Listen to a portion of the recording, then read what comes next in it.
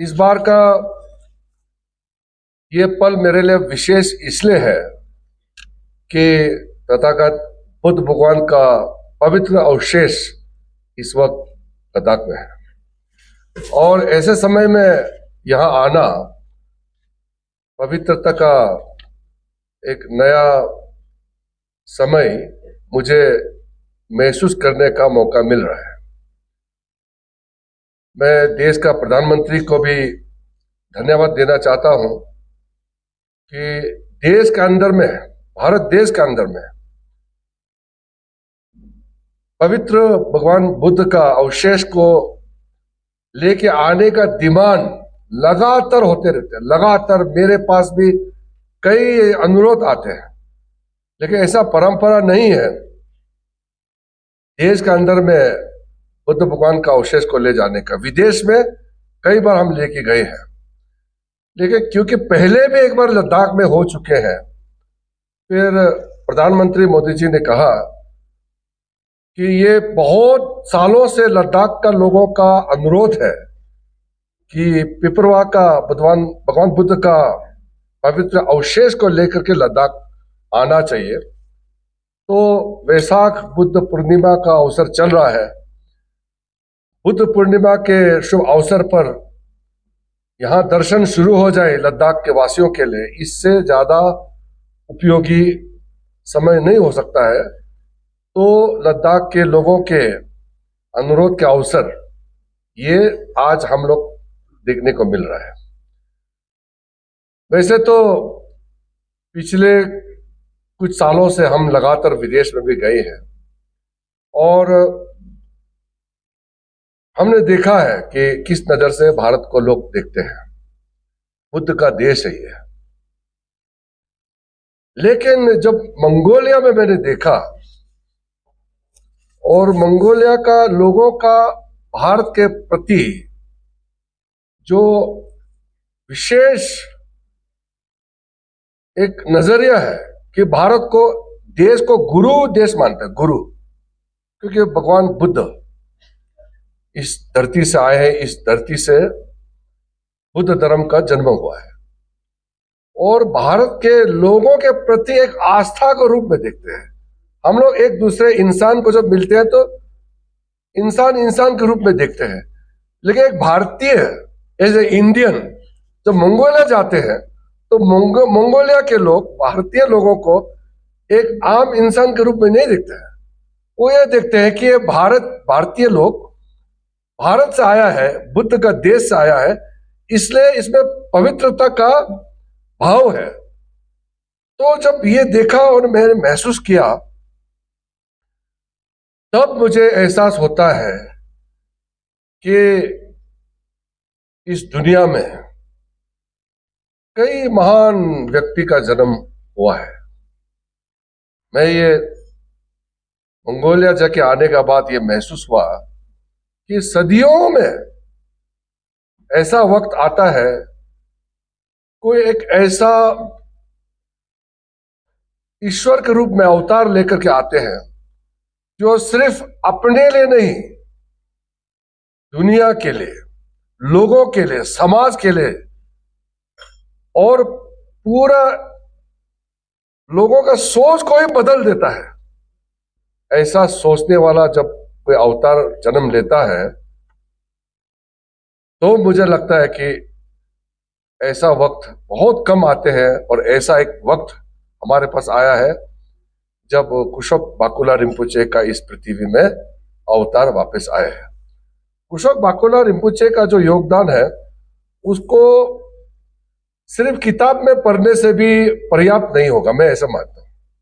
कहानी तो सुना होगा, कुशोक बाकुला रिम्पोचे का कंट्रीब्यूशन क्या है लद्दाख के अंदर में, देश के लिए, देश से बाहर, मंगोलिया और भारत का रिश्ता, मंगोलिया में फिर से बौद्ध धर्म का पुनर्जीवित, ये तो किताब में पढ़ सकते हैं, लेकिन इसका महत्व को अगर समझना है तो आपको मंगोलिया भी जाना पड़ेगा और कुशोक बाकुला रिम्पोचे के जिंदगी में अंदर झांक के देखना होगा, तब समझ में आएगा उसका गहराई क्या है। और जब लद्दाख में कुशोक बाकुला रिम्पोचे का उदय हुआ तो ये आसान नहीं था। ये डोगरा जब यहाँ रूल करते थे तो मैं तो बाद में देख करके सुन करके जो महसूस होता है कि यहाँ लद्दाख जैसे एक कोल्ड डेजर्ट है, रेगिस्तान है, या खेती करना कितना मुश्किल है। मतलब जीने के लिए, खाने पीने के लिए भी संघर्ष करना पड़ता है। यहाँ हम जहां से आता है वहां तो जो भी खा के फेंक देने से भी उग जाता है। यहाँ तो बर्फ का पानी पिघलते हुए उसको नाला बना करके छोटा छोटा जगह में खोद करके एक दो पेड़ पौधा लगाने के लिए भी कितना मशक्कत करना पड़ता है। और ऐसा समय में लद्दाख के लोगों के ऊपर जो बर्डन था, वो बर्डन का हद तो तब है, मोनेस्ट्री के ऊपर में भी टैक्स लगाता था। हमारा तो मोनेस्ट्री को हम लोग डोनेशन देते हैं, आम लोग मिल करके डोनेशन देते हैं, उससे मोनेस्ट्री चलता है। लामा तो हमारे वेलफेयर के लिए, हमारे वेलबींग के लिए, समाज के लिए प्रार्थना करते हैं। रिम्पोचे लोग हमारे लिए रास्ता दिखाते हैं, वो कहां से कमाएगा। और जब मुझे पता चला कि मोनेस्ट्री के ऊपर में भी टैक्स लगाते थे, किस परिस्थिति में लद्दाख के लोग जीते थे वो जमाने में। और ऐसा में कुशोक बाकुला रिम्पोचे ने जो रिफॉर्म्स लाया है, मॉडर्न एजुकेशन, पारंपरिक लद्दाख की जीवन शैली को बचाए रखने के लिए, बौद्ध परंपरा को जीवित रखने के लिए, और फिर दुनिया से जुड़ने के लिए। और जैसे जैसे उन्होंने काम करते गया, कई चीजें हैं, मैं उसमें प्रकाश डालना मैं जरूरत नहीं समझता क्योंकि आप लोग पूरा जानते हैं। फिर आगे जाकर के वो पॉलिटिक्स में आए। उन्होंने कहा है, कहीं किताब में मैंने पढ़ा है कि राजनीति में आने के बाद उसका आध्यात्मिक जीवन में एक ठहराव आ गया है, लिमिट आ गया है कि अपना स्पिरिचुअल जो परसूट नहीं कर पाया क्योंकि वो राजनीति में आना पड़ा लद्दाख के जनता के लिए। तो पॉलिटिक्स में आए और पॉलिटिकल लोगों से मिलना जुलना हुआ, कई लोगों से उसका मिलना हुआ, पंडित नेहरू से मिला। तो मैं देखता था कहानी में या जो मुझे बताते हैं कि बहुत स्ट्रगल करते थे वो। जम्मू कश्मीर असेंबली में जब वो बोलने के लिए जाते थे, उसको भोटी अपना जो लद्दाखी भाषा के अलावा शायद ज्यादा नहीं आते थे, तो बोलने के लिए भी बहुत मुश्किल से समय मिलता था। बजट में लद्दाख के लिए कोई पैसा और कोई घोषणा होते नहीं थे। तो लद्दाख के लोग अपने तरीके से जीते थे और उस समय लद्दाख का आवाज बन करके कुशोक बाकुला रिम्पोचे ने दुनिया का सामने में बोलना शुरू किया। मैं तब से लेकर के अभी जब देखता हूं कई बदलाव आया है। अगर मैं भगवान बुद्ध का जन्म से लेकर के आज तक देखें हमारा हिस्ट्री को, लगभग 2550 पार हो गए हैं हम, तो इसमें कई उतार चढ़ाव देखने को मिला है। और जो हमारे बुजुर्ग है वो तो जानते हैं, लेकिन जो युवा है वो भी थोड़ा पढ़ना चाहिए। जितना भी साइंटिफिक एज में हम आ जाए, जितना भी टेक्नोलॉजी युग में हम आए, लेकिन हमारा आध्यात्मिक, हमारा पारंपरिक, हमारे इतिहास को हम जुड़े रहना चाहिए। तो मैं जब देखता हूं कि बुद्ध भगवान किस परिस्थिति में जन्म हुए, ये तो सबको मालूम है। कितना घर छोड़ के जाने के बाद बोध गया में संबोधि प्राप्त करने तक जो स्ट्रगल किया, और उसके बाद जब बुद्ध धर्म का प्रचार हुआ इस दुनिया में, तो मैं जब अभी मैं राजगीर जाकर आया, पूरा मेरा माइनॉरिटी अफेयर्स डिपार्टमेंट के मंत्रियों को मैंने वहां बुलाया, हमारा चिंतन शिविर था। तो मैं सुबह सुबह राजगीर में वो जंगल में पैदल गए घूमने के लिए, वहां के अधिकारियों को लेकर के। तो वहां बुद्ध भगवान का मूर्ति और उसका 5 जो प्रमुख उसका अनुयायी है, वो उसका तस्वीर देखा, उनका मूर्ति देखा। तो आज से लगभग 2600 साल पहले जब बुद्ध भगवान उस जगह में चले थे, तो किस परिस्थिति में वो जगह था और कैसे लोग रहते थे, और बुद्ध धर्म का प्रचार कैसे हुआ, उसको मैं लिंक करता हूं जब मंगोलिया में बुद्ध धर्म खत्म हो चुके हैं और बाकुला रिम्पोचे ने बुद्ध धर्म को कैसे पुनर्जीवित किया।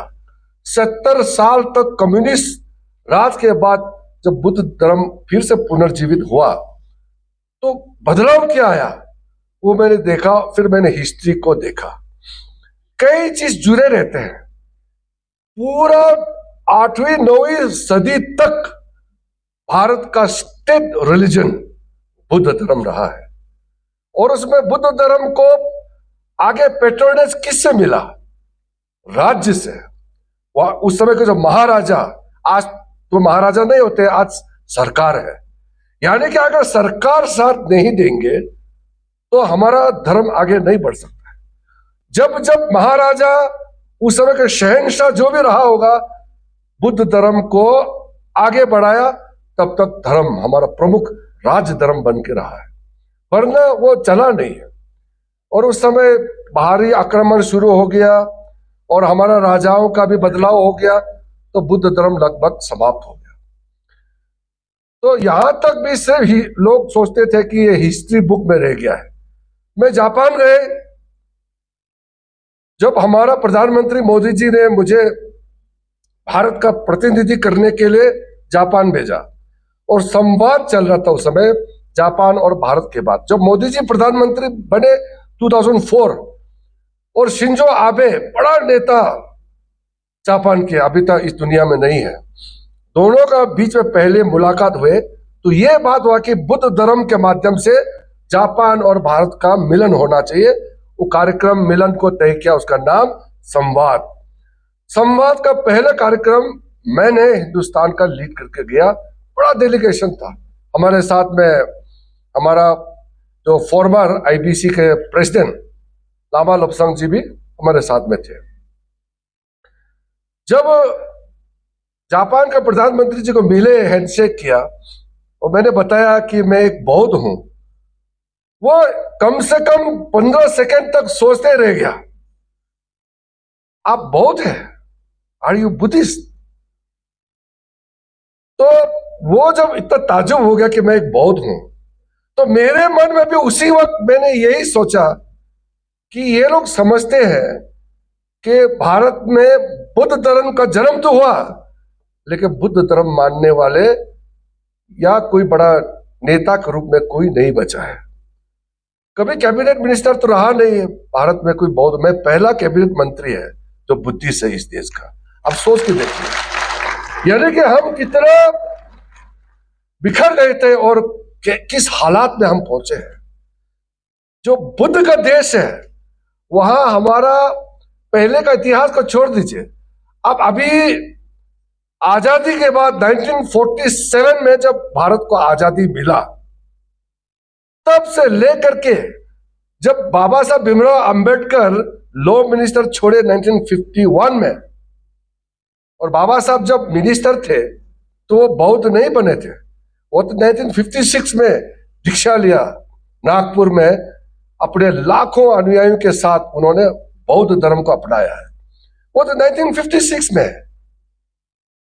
तो मैं भी ये सोचते रहा कि इतने साल बाद बुद्ध का देश में मैं पहला बुद्धिस्ट है जो इस देश का कैबिनेट मिनिस्टर बना। यानी कि कैबिनेट में ही कोई बौद्ध बैठते नहीं थे, यानी कि थे ही नहीं। तो सिर्फ जापान का प्रधानमंत्री ही नहीं, कई बौद्ध देश के लोग जब आज मुझे मिलते हैं, कई मिलते रहते हैं, मेरे पास आते रहते हैं, तो वो कितना खुशी होता है कि कम से कम भारत जो बुद्ध का देश है वहां एक सीनियर मिनिस्टर है। हमारे यहां से 1-2 एमपी आते थे बुद्धि से, जो या कभी किसी काल में डिप्टी मिनिस्टर बना दिया या ज्यादा से ज्यादा राज्य मंत्री, मिनिस्टर ऑफ स्टेट बनाया, लेकिन कैबिनेट में दर्जा नहीं मिलता है।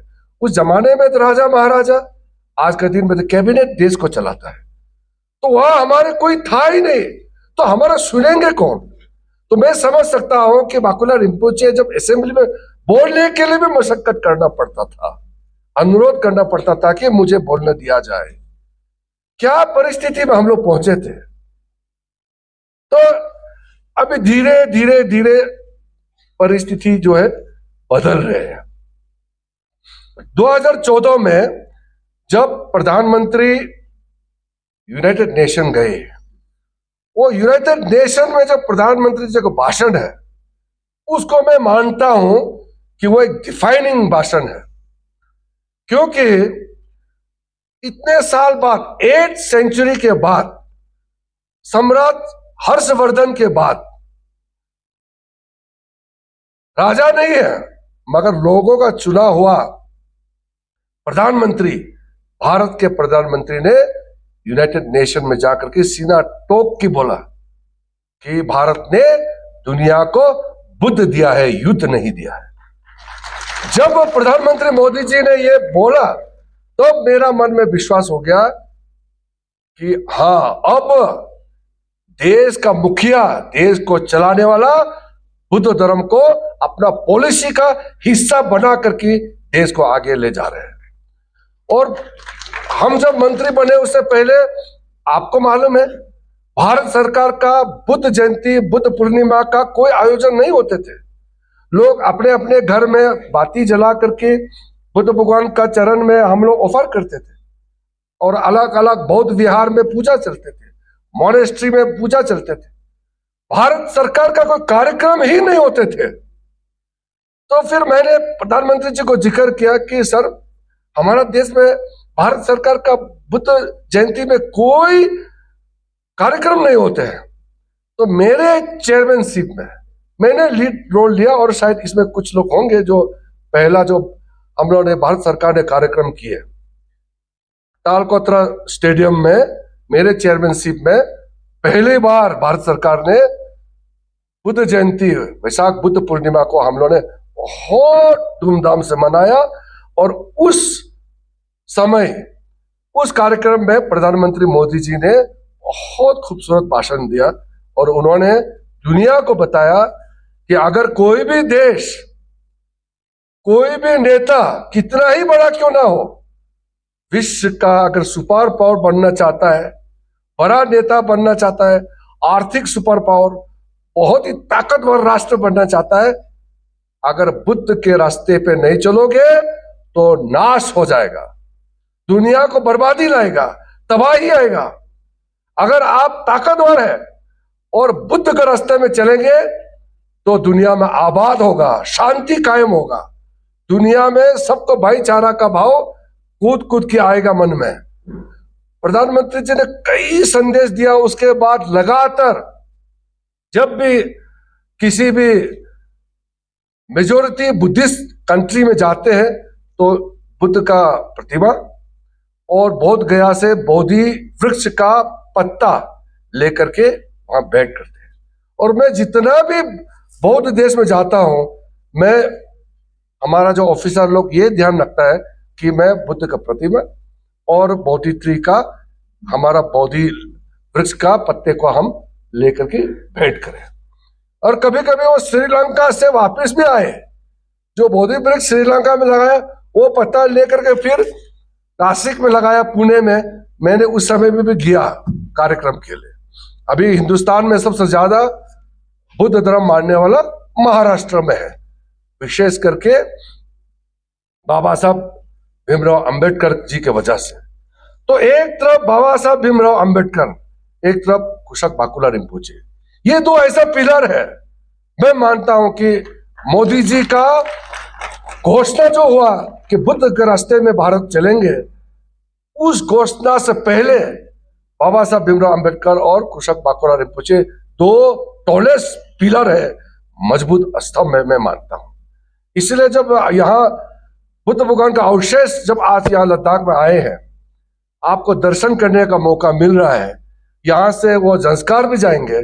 ऐसे समय में मुझे भी आपका बीच में आने का मौका मिला, तो मैं मानता हूं कि ये ऐसा पल है जो हमेशा हमेशा के लिए हम लोग याद रखेगा।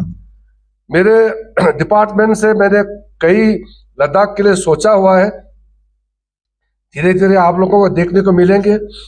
कई स्कीम्स हमने लद्दाख के लिए दिए हैं। मैं तो यह स्कीम गिनती करके बताने के लिए मैं नहीं आया हूं, लेकिन क्योंकि मैं माइनॉरिटी अफेयर्स मंत्री भी हूं, इसलिए मुझे ये बताना जरूरी है कि हमारा देश में 6 माइनॉरिटी कम्युनिटी है। मुस्लिम है, क्रिश्चियन है, बौद्ध है, सिख है, जैन है, पारसी है। तो हमारा जो बुद्धिस्ट कम्युनिटी है उसका भी मैं खुद एक संबंधित मंत्री होने के नाते इसका भी मैं देखभाल करता हूं। तो मैंने बुद्धिस्ट डेवलपमेंट प्लान के तहत कई स्कीम्स योजना चलाए। हमारा यहाँ जैसे मुसलमानों में हज होते हैं वो उस तरीके का नहीं है। हम लोग का जाते हैं, हम लोग भी स्पिरिचुअल टूर में जाते हैं, मगर हज एक व्यवस्थित तरीके से चलते हैं, उसमें लाखों लोग जाते हैं। तो हज का भी व्यवस्था हमारा मंत्रालय ही करते हैं। तो बौद्ध के लिए हमने बुद्धिस्ट डेवलपमेंट जो प्लान बनाया है उसके तहत हिमालयन क्षेत्र में जितना बौद्ध मानने वाले लोग हैं और यहाँ पुराने पुराने मोनेस्ट्री जो बिखर गए हैं जिसको रिपेयरिंग करने की आवश्यकता है, उन लोगों के लिए भी हमने काफी राशि बनाने का भी प्रयास कर रहे हैं। कई स्कीम्स हमने दे चुके हैं और कुछ देने वाले हैं। अभी मैं पहुंचे तो कोरसोक मोनेस्ट्री सो मोरेरी के हमारे वहाँ के जो लामा लोग भी आए थे, वो हमारे ये रुक्पा काग्यू ग्रुप है वो गोनपा है, तो उन लोग को भी मैंने कहा कि आपको भी हम मदद करेंगे। उसी प्रकार से लेह के अंदर में, संस्कार के अंदर में हम क्या क्या कर सकते हैं हम आगे चर्चा करेंगे। और उसके अलावा जो सरकारी कोई भी काम होगा हम तो मदद करते ही हैं।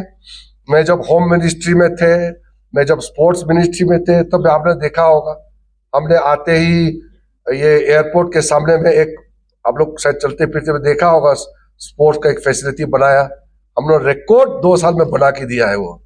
उसके बाद में यहाँ और एक इंफ्रास्ट्रक्चर है, यहाँ से थोड़ा सा दूर में हमने आकर के आइस वाला वो दिए हैं। उसी प्रकार से हम काफी चीज अपने समय में योगदान हम करते आए हैं।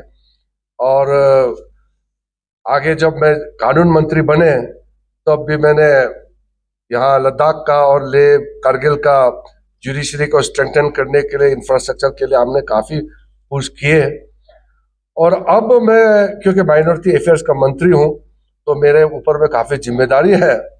तो वो सब तो मैं, जैसे मैंने शुरू में कहा कि यहाँ मैं डेवलपमेंट का स्कीम गिनती करके बताने के लिए तो नहीं आया हूँ, मैं सिर्फ इसलिए एक रिमार्क कर रहा हूँ ताकि आपको भरोसा होना चाहिए कि नरेंद्र मोदी जी की लीडरशिप में जो विशेष बुद्ध धर्म के लिए और जो हिमालयन बुद्धिस्ट के लिए जो उन्होंने जो एक अपना मन में प्रायोरिटी जो दिया है, और हमारा जो नीचे वाला जो बौद्ध है, जो हिनायन वाला थेरावादा ग्रुप है, उनके लिए भी विशेष ध्यान जो दिया है, उसको कंबाइन करके हम एक बुद्धिज्म का रिवाइवल का एक माहौल बनाया है।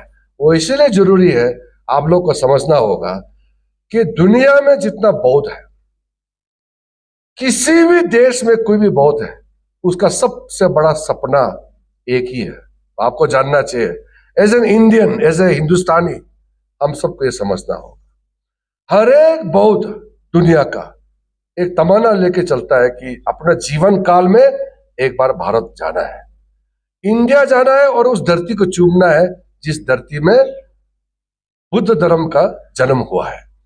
तो हमारा ड्यूटी है कि हम लोगों को बुलाते हैं, इनवाइट करते हैं, लेकिन हम खुद ही बुद्ध का टीचिंग्स को नहीं मानेंगे, हम ही बर्बाद के रास्ते पे चलेंगे तो दुनिया क्या सोचेंगे। इसलिए बाबा साहब भीमराव अंबेडकर जो बौद्ध धर्म को अपनाया, सबसे बड़ा लाइन उन्होंने यही कहा कि मैं ऐसा एक धर्म में जाना चाहता हूं, ऐसा एक धर्म को अपनाना चाहता हूं जो धर्म सिर्फ पुराने भारत का एक पहचान ही नहीं, बल्कि भारत के वो आध्यात्मिक सोच हर एक भारतीय को बुद्ध भगवान के सोच के साथ मिडिल पाथ, कोई भी तकलीफ हो, कोई भी दुख हो, सुख हो, बीच मिडिल पाथ से हम अपना जीवन जिएंगे और अपना देश को हम सेवा करेंगे। तो बहुत बड़ा सोच के साथ बुद्ध धर्म जो अपनाया है, उसी से मैं भी प्रेरणा लेता हूं। मैं तो कई उनका वाक्य सुनते रहता हूँ और आज भी मैं पढ़ता हूँ। कभी कभी मुझे कोई संकट का समय आता है, मुझे फैसला लेना होता है, तो बहुत मदद मिलता है। ये महान हस्तियों का जो शब्दों को अच्छा से सुनेंगे, उनके कार्य को हम देखेंगे तो हमको बल मिलता है। लद्दाख में अभी नए लेफ्टिनेंट गवर्नर आए हैं और हमारा चीफ सेक्रेटरी आशीष कुंद्रा जी भी, और अरुणाचल प्रदेश में थे, फिर मिजोरम में गए, बहुत अच्छा किताब लिखा। उस दिन मुझे उन्होंने फोन किया तो मैंने कहा कि ये तो अच्छा आदमी यहाँ चीफ सेक्रेटरी मिल गया है। वो जो नॉर्थ ईस्ट हिमालय इस क्षेत्र में जो इंडिजिनस लोग होते हैं वो बहुत सेंसिटिव होते हैं, बहुत इमोशनल होते हैं। अब दिल्ली से आएंगे ऑफिसर, मैं तो बड़ा ऑफिसर हूं, इनके ऊपर शासन करने के लिए आए हैं, हुकुम झड़ने लग जाता है, ये ठीक नहीं। तो ये आशीष कुंद्रा जी जो है बहुत सेंसिटिव इस तरह की चीज को समझते हैं। तो मैंने उनको कहा कि आपको चीफ सेक्रेटरी बनाया लद्दाख का, बहुत अच्छा हुआ। किताब भी लिखा है उन्होंने नॉर्थ ईस्ट का, नेफा का बारे में। आपका लेफ्टिनेंट गवर्नर भी बड़ा एक्टिव आदमी है, दिल्ली के उप राज्यपाल वहां लेफ्टिनेंट गवर्नर थे, एक्टिव है, डायनामिक है। ऐसा लोगों के बीच में काम करने में आपको भी अच्छा लगेगा। अभी तो काउंसिल तो नहीं है, हमारे काशी गैल्सन जी जो हमारे फॉर्मर चीफ काउंसिलर है वो भी बहुत डायनेमिक है, उनके टीम सब बैठे हुए हैं। तो ये सब तालमेल जब होगा ना, लद्दाख बहुत आगे बढ़ेगा। हमारा सीनियर सिटीजन यहाँ बैठा हुआ है, हमारा यहाँ जितना भी जो लद्दाख का जितना भी सीनियर लोग हैं, मैं लगभग सबको जानता हूँ। यहाँ फॉर्मर एमपी तुपस्तेन जी है और सिंधुजे लाकरुक जी है जो अभी लद्दाख बुद्धिस्ट एसोसिएशन के प्रेसिडेंट है। सारे लोग वेल एक्सपीरियंस लोग हैं, इनके साथ तालमेल करके काम करने में मुझे भी बहुत अच्छा लगता है। मैं बहुत भाषण नहीं देना चाहता हूं, लेकिन इतना मैं कहना चाहता हूं कि लद्दाख अपने आप में बहुत पवित्र स्थल है और लोग जब लद्दाख में आते हैं तो एक इंप्रेशन होते हैं कि लद्दाख के लोग पीसफुल है, कॉम्पेशनेट है, लविंग है। तो बुद्ध का टीचिंग है वही लोग यहाँ उसी को जीते हैं। तो लद्दाख में किसी प्रकार का कोई भी ऐसा चीज नहीं होना चाहिए जिससे लद्दाख का कैरेक्टर पे नुकसान हो। लद्दाख का जो पहचान है उसको बनाए रखने के लिए जो भी रिस्पॉन्सिबिलिटी हमारे पास है हम तो करेंगे, मदद करेंगे, मगर लद्दाखी लोग का ही प्राइमरी ड्यूटी है कि लद्दाख का खास चीज जो है उसको बनाए रखना है, उसका पहचान को बनाए रखना चाहिए। इसलिए मेरा तरफ से प्रधानमंत्री नरेंद्र मोदी जी के तरफ से मैं पूरा आश्वासन देना चाहता हूं, भारत सरकार से आपको मदद के लिए कोई कमी नहीं रहेगा। जो भी लद्दाख के लिए मदद चाहिए आपको सहायता देंगे। उस दिन गृह मंत्री जी भी आए, उन्होंने भी यही संदेश दिया कि भारत सरकार आपके साथ खड़े हैं। इसलिए लद्दाख को आगे बढ़ने में हम सब एक टीम होकर के हम काम करना चाहते हैं। मैं तो वैसे ही मेरा जो स्वभाव है, मेरा जो बैकग्राउंड है, लद्दाख से हमारा कोई दूरी नहीं है।